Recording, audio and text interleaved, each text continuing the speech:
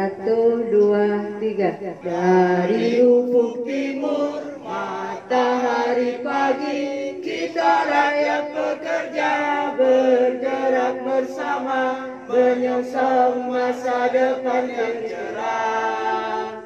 Konfederasi Serikat Nusantara, Persatuan Rakyat Pekerja Progresif, membangun solidaritas tanpa batas dengan internasional pekerja, hancurkan paham kapitalisme, bangun bersama peradaban yang berkeadilan rakyat pekerja untuk kesejahteraan bersama.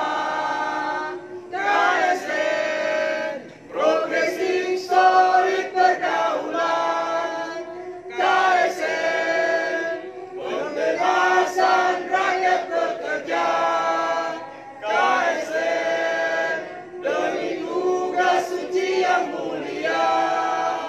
Konfederasi Serikat Nusantara, Persatuan Rakyat Pekerja Progresif, membangun solidaritas tanpa batas dengan internasional pekerja, hancurkan paham kapitalisme, bangun bersama peradaban yang berkeadilan rakyat pekerja untuk kesejahteraan bersama.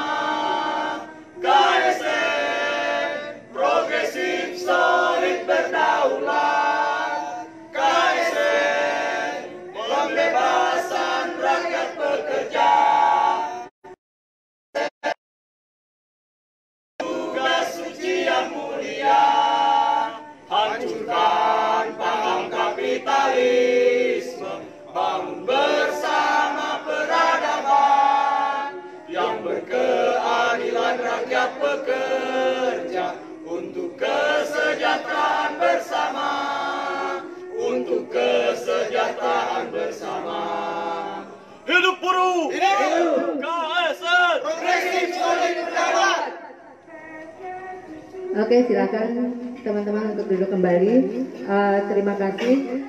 Untuk selanjutnya dialog yang akan dibawakan oleh moderator Bung Stenos Juliniko. Untuk waktu saya persilahkan. Terima kasih. Assalamualaikum warahmatullahi wabarakatuh. Hidup buruh, hidup buruh, KSN, KSN. Baik teman-teman, saya Stenos Juliniko, Wakil Sekretaris Jenderal Federasi Serikat Perjuangan Buruh Indonesia. Pada kesempatan kali ini akan berperan sebagai moderator dalam dialog interaktif terkait dengan THR merupakan hak mutlak bagi buruh atau pekerja. Jadi saya sampaikan pertama-tama mungkin yang terhormat Bapak Presiden Konfederasi Serikat Nusantara Bapak Mukhtar Guntur, dan yang saya hormati para penanggap, Ketua Korwil Federasi Serikat Perjuangan Buruh Indonesia Provinsi Sulawesi Selatan Bapak Muhammad Said Basir, yang saya hormati Ketua Dewan Pertimbangan Organisasi Federasi Serikat Pekerja Napas Bapak Untung Maulana atau biasa kita kenal dengan Kolonel Untung, yang saya hormati Bapak Asri yang merupakan pekerja Kobar. Lalu yang saya hormati Bapak Armianto yang merupakan FSP Transindo atau Federasi Serikat Pekerja Transindo. Sebelum mulai mungkin saya mau mengundang Bapak Edward Rossi selaku Sekretaris Pimpinan Provinsi Konfederasi Serikat Nusantara Sulawesi Selatan untuk maju dan juga menjadi penanggap pada dialog kita malam hari ini.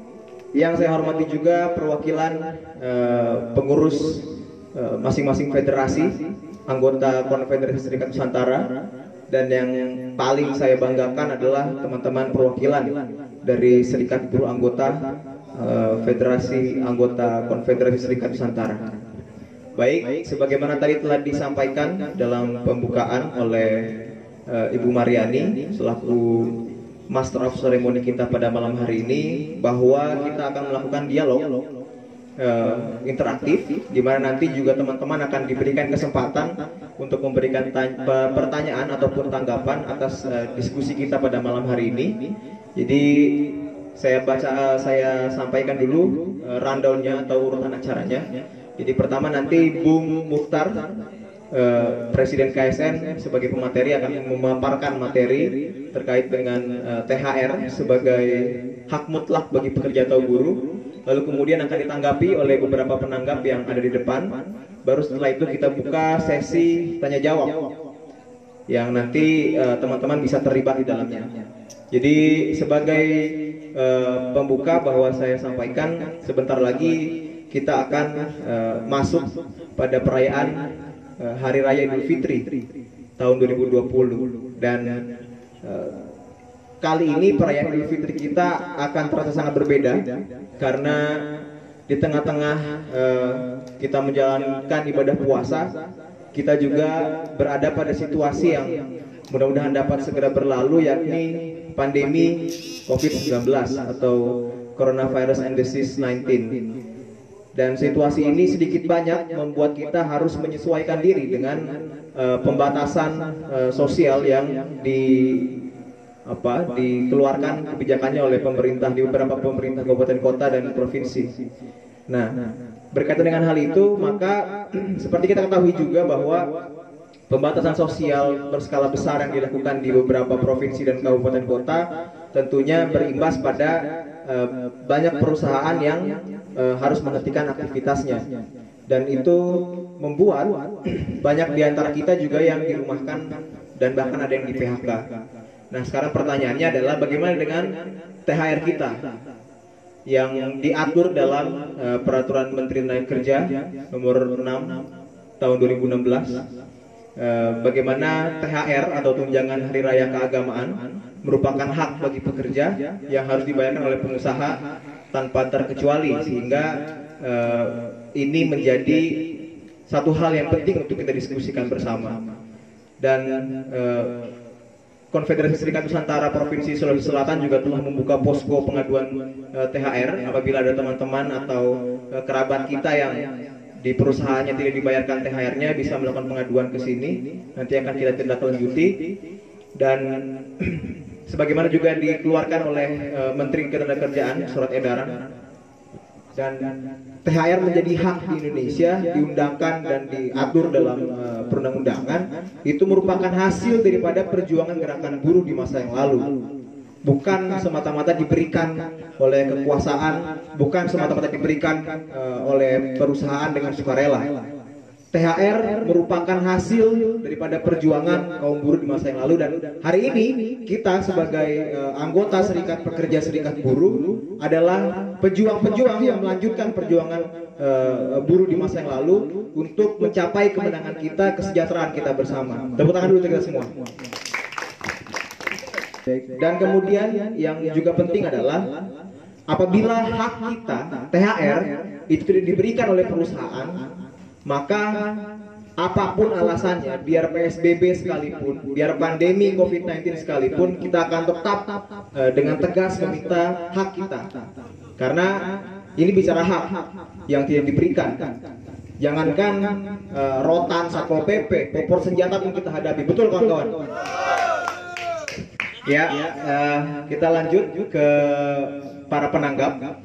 Ada Bung Edward Rossi, ada Pak Armianto, ada Bung Asri, ada Pak Untung, ada Pak Muhammad Said Basir yang akan menanggapi dan juga memaparkan lebih detail terkait dengan pelaksanaan pembayaran THR di 2020 ini dan hal-hal prinsip yang akan kita lakukan ke depan. Mungkin kita lanjut ke penanggap berikutnya, kepada Ketua Koordinator Wilayah Federasi Serikat Perjuangan Buruh Indonesia Sulawesi Selatan, Bapak Muhammad Said Basir. Kami persilahkan untuk memaparkan tanggapannya terkait dengan THR sebagai hak mutlak bagi pekerja atau buruh. Bismillahirrahmanirrahim. Assalamualaikum warahmatullahi ta'ala wabarakatuh. sebelum saya menanggapi pemateri yang awal, saya menanggapi pemateri yang kedua agak masuk pada teknis untuk menjadi pertimbangan di eksekusi. Diberikan contoh di PT Berwita. Setahu saya di PT Berwita, kalau kita mengacu kepada surat edaran Kementerian 2020 tentang perhitungan dan pembayaran THR, setahu saya pihak perusahaan telah melakukan keputusan yang nantinya akan dilaporkan oleh perusahaan kepada Dinas Ketenagakerjaan dengan mengantongi syarat-syarat. Menurut Undang-Undang Ketenagakerjaan, perwakilan menurut edaran kementerian harus mendapatkan persetujuan dari pekerja. Pekerja yang dimaksud adalah wakil pekerja, karena tidak mungkin secara keseluruhan yang berbicara. Di dalam undang-undang telah dijelaskan secara penjelasan Undang-Undang 13 yang dimaksud yang akan berunding adalah perwakilan pekerja. Ada dua perwakilan pekerja yang harus kita garis bawahi. Pertama adalah pengurus serikat buruh. Apabila dalam perusahaan terdapat atau telah terbentuk serikat buruh, serikat pekerja dalam perusahaan. Yang kedua, perwakilan yang mendapatkan persetujuan dari atau mendapatkan mayoritas dari jumlah pekerja walaupun tidak berserikat. Yang saya ketahui di Berwita adalah tidak memenuhi 50% dari jumlah pekerja yang bekerja di PT Berwita, yang kemudian masih mampu dimanfaatkan oleh pihak pengusaha untuk mendapatkan perwakilan atas nama perwakilan pekerja dengan mengantongi tanda tangan dan persetujuan di luar daripada serikat anggota, yang nantinya akan dilaporkan, karena di surat edaran harus dilaporkan ke Dinas Ketenagakerjaan atas persetujuan tersebut. Pertanyaannya adalah, menurut kawan-kawan, apabila itu telah dilakukan oleh pihak perusahaan, apakah mampu lagi kita melakukan eksekusi? Itu pertanyaannya itu. Karena kemungkinan besar yang dilakukan oleh pihak perusahaan adalah mengambil di luar daripada anggota serikat pekerja untuk mendapatkan persetujuan. Dan itu masuk pada syarat-syarat persetujuan pekerja. Menurut saya solusinya seharusnya setelah kita mendengarkan ada penetapan perusahaan tanggal yang akan dilakukan pembayaran pertama, seharusnya dilakukan eksekusi. Supaya sebelum terjadi penyetoran laporan pihak perusahaan ke Dinas Ketenagakerjaan itu bisa dieksekusi. Tapi kalau sudah dilaporkan, saya pikir agak panjang perselisihannya yang kita akan hadapi, karena harus dibatalkan dulu itu. Kalau mampu dibatalkan, kalau tidak berarti kita mengikut. Kita yang mengikut kepada persetujuan itu. Jadi hati-hati, kalau saya menurutku perlu dipikirkan dan dipertimbangkan untuk dilakukan eksekusi.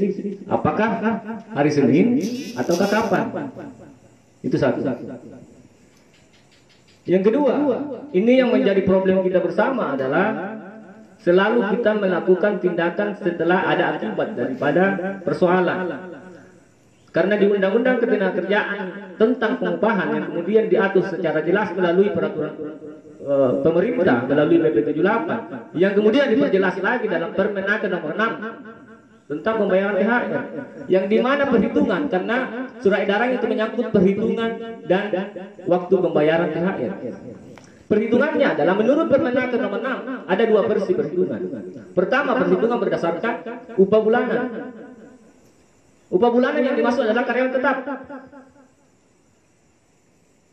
Walaupun yang kedua adalah metode pembayaran berdasarkan pengupahan harian. Walaupun di atas 1 tahun, kalau statusnya sebagai karyawan lepas pasti mengacu ke situ. Artinya apa? Dua yang harus kita eksekusi, yaitu status dulu sebelum berbicara perhitungan. Karena saya yakin teman-teman adalah masih pada posisi pengakuan perusahaan masih status karyawan lepas. Berarti menggunakan metode pasal bisa karena pasti ini yang dihadapi. Berbicara hukum pasti berbicara regulasi.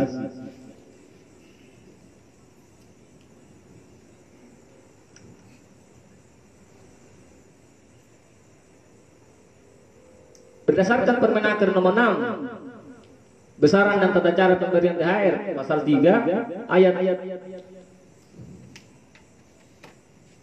Ayat 2, ayat 3, bagi pekerja buruh yang bekerja berdasarkan perjanjian harian lepas, upah 1 bulan sebagaimana dimaksud dalam ayat 1 dihitung sebagai berikut. Bagi pekerja buruh yang telah mempunyai masa kerja 12 bulan atau lebih, 1 bulan upah. Yang 12 bulan terakhir, yang paling rentang ini ada masuk pada 1 tahun, karena berdasarkan masa kerja kurang, dihitung berdasarkan rata-rata upah diterima setiap bulannya. Jadi 3 problem yang harus dihadapi, termasuk sistem pengupahannya. Karena di sini juga sistem pengupahan yang diterapkan di perusahaan itu tidak jelas. Dia menggunakan membayarkan berdasarkan upah bulanan, tapi terkadang membayarkan berdasarkan harian lepas. Kalau tidak masuk tidak dibayar. Itu.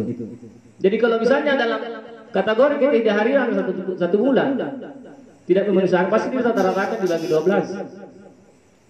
Jadi kalau kita langsung masuk pada persoalan ini, kita akan diadu oleh sistem pengupahan yang berjalan di perusahaan.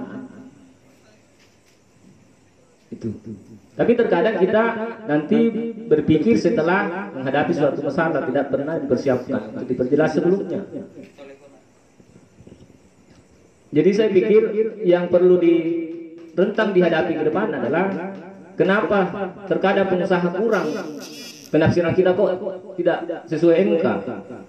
Ternyata pihak perusahaan menerapkan sistem pengupahan harian lepas yang berdasarkan rata-rata. Itu. Kalau tidak sampai cukup upahnya per bulan, pasti rata-rata dalam 1 tahun. Itu yang saya temui di lapangan. Terus saya hanya mempersempit berdasarkan regulasi terkait penjelasan materi tadi mengenai kenapa sampai ada THR. Sebenarnya itu kelebihan hari kerja yang kita lakukan. Karena menurut Undang-Undang Pasal 77 yang mengatur tentang jam kerja, yang kemudian diperjelas dalam PP 78 maupun Permenaker tentang jumlah hari dalam 1 bulan, yaitu 21 hari bagi hari kerja 5 hari dalam 1 minggu. Tapi terkadang kita bekerja 23 hari kalau hari kerjanya Senin sampai Jumat, tapi dalam 1 bulan pasti lebih dari 21 yang menggunakan jam hari kerja dalam 1 minggu 6, berarti minimal 21, tapi terkadang 25, tapi terkadang kita bekerja 27 berarti masing-masing mempunyai kelebihan 2 hari dalam 1 bulan. Dikali 12 terdapat 24 hari. Kalau diakumulasi menjadi hitungan bulanan itu sudah mencapai 1 bulan. Jadi kalau berdasarkan Papres tadi berdasarkan jumlah minggu, kalau saya sih mendefinisikan bahwa menurut undang-undang hanya 2 hari jumlah hari kerja dalam 1 bulan, yaitu 21 hari dan 25 hari. Tapi terkadang ada kelebihan 2 hari setiap bulannya. Itu. Jadi 2 hari itu kalau kita kumpulkan 2 hari kelebihan hari kerja, berarti ada 24 hari. Bisa jadi 25. Jadi mungkin itu sementara yang saya tanggapi. Tolong penjelasannya bagaimana cara mengeksekusi seperti Borwinto yang terjadi, sama bagaimana metode untuk mengadvokasi besaran THR yang berdasarkan jumlah, berdasarkan sistem pengupahan harian lepas. Mungkin itu.